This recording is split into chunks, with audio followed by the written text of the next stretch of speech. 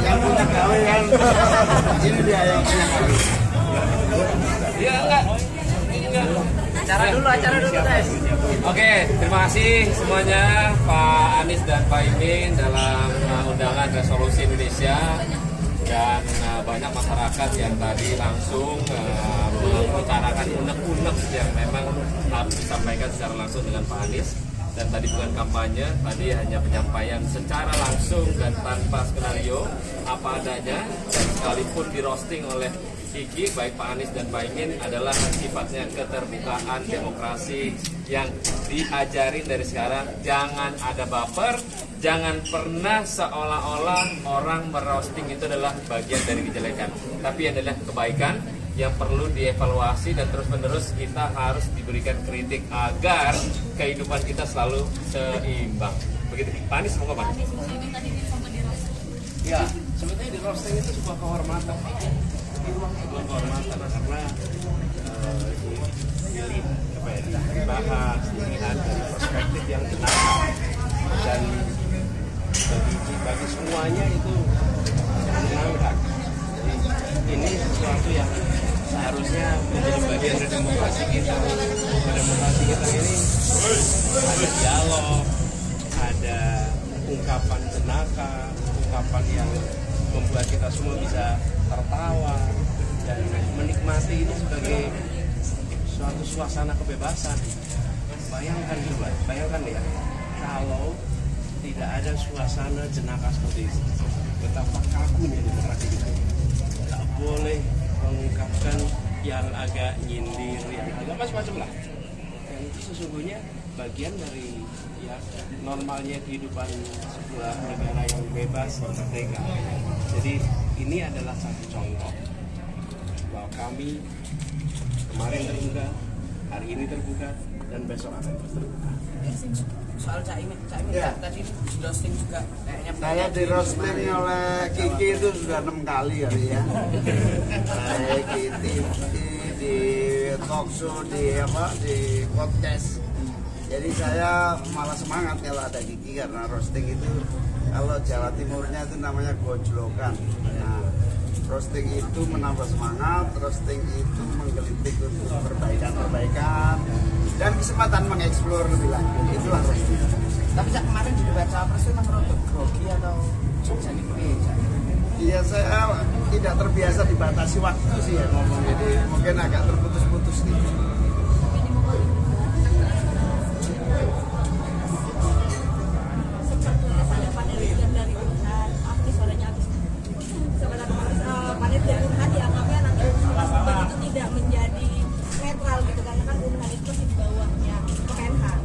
Protes itu kan penting untuk kontrol ya, mau dilanjut diteruskan atau tidak. Kalau itu kontrol supaya tidak terjadi hal-hal yang merugikan.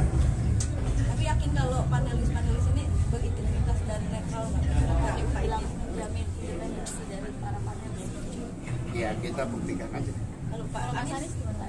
Ya biar masyarakat yang menilai.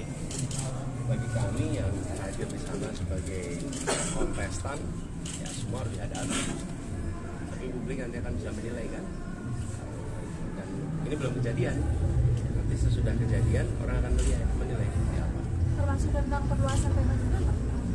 Apa? Termasuk tentang perluasan tema di Bali. Ada perluasan.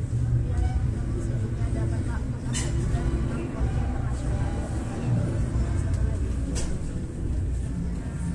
Gimana ya, saya ini terbiasa di acara desak Anies, nggak ada perluasan, nggak ada persempitan, bebas. Jadi ketika dengar ada perluasan, oh ada perluasan ya. Karena selama ini kalau kita dialog ya dialog aja. Kan kita nggak bisa datang masyarakat bilang, Pak saya mau tanya ini terus, oh beda temanya, jadi nggak bisa. Ya urusan yang ada di masyarakat tuh A sampai Z. Dan kalau bertugas untuk mengambil keputusan di negeri ini, ya harus siap untuk ketemu dengan urusan A sampai Z. Ini kan bukan ujian yang pakai kisi-kisi, ABCD, bukan.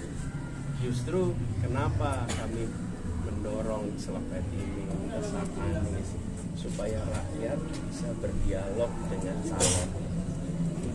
Dengan dialog itu rakyat tahu berapa banyak hal yang sama antara yang diinginkan rakyat dengan yang dipikirkan dan dilakukan oleh calon.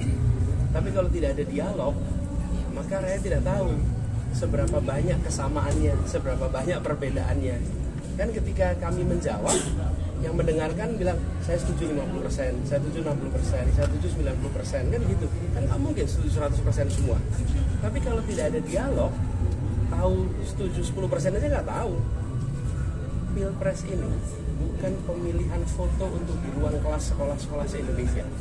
Pilpres ini bukan pemilihan foto untuk dipasang di kantor-kantor seluruh Indonesia. Pilpres ini tentang memilih orang untuk mengambil keputusan. Dan mengambil keputusan perlu lebih dari foto. Mengambil keputusan itu perlu paham cara berpikirnya, cara bekerjanya, rekam jejaknya. Nah, cara dialog seperti ini adalah cara yang terbuka, dan kami yakin ini bagian dari perubahan yang kita dorong. Jadi perubahannya bukan nanti bila sudah bertugas, tapi dari masa kampanye pun kami sudah mendorong agar demokrasi kita, kampanye kita lebih berkualitas. Ini sedikit Pak tentang pertemuan antara Pak Jokowi dan Pak Prabowo hari itu Pak yang sudah dikonfirmasi sendiri oleh staf Presiden. Bagaimana Pak tanggapannya terkait pertemuan tersebut? Padahal Pak Presiden di sini ya posisinya Pak. Ya kan ini menteri dan presiden. Jadi tidak apa-apa ya Pak ya? Ya nggak apa-apa lah. Tapi pertemuannya kan jelang debat pilpres. Ya kalau orang bertugas, ini kan bertugas. Yang satu bertugas sebagai presiden, yang satu bertugas sebagai menteri, kemudian ada pertemuan, ya sah-sah saja, tidak ada masalah. Pak Anies, soal TikTok ini langkah Pak Anies kayaknya udah mulai ditiru nih Pak. Ini kemarin Pak Ganjar dan Pak Mahfud timnya juga kayaknya pengen menyapa warga melalui TikTok dan sudah dicoba. Ini melihat tim-tim yang lain, paslon lain juga menggunakan TikTok sebagai media, gimana nih Pak? Maka alhamdulillah berarti rakyat Indonesia makin banyak kesempatan untuk mengetahui, makin banyak kesempatan untuk dialog. Bagus dong. Jadi itu kesempatan bagi seluruh masyarakat untuk bisa berinteraksi langsung.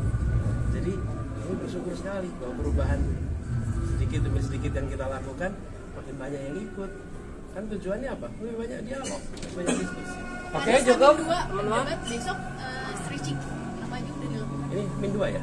Minggu Pak. Hari Minggu Pak. Oh, ya. Ada stretching nggak? Stretching. Iya, nanti besok pagi kita stretching. Oke. Oke, makasih. Kacamata baru Pak. Iya, kacamata saya ganti lagi.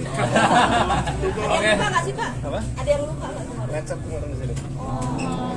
Anies dibawain caimin topi katanya. Oke, makasih.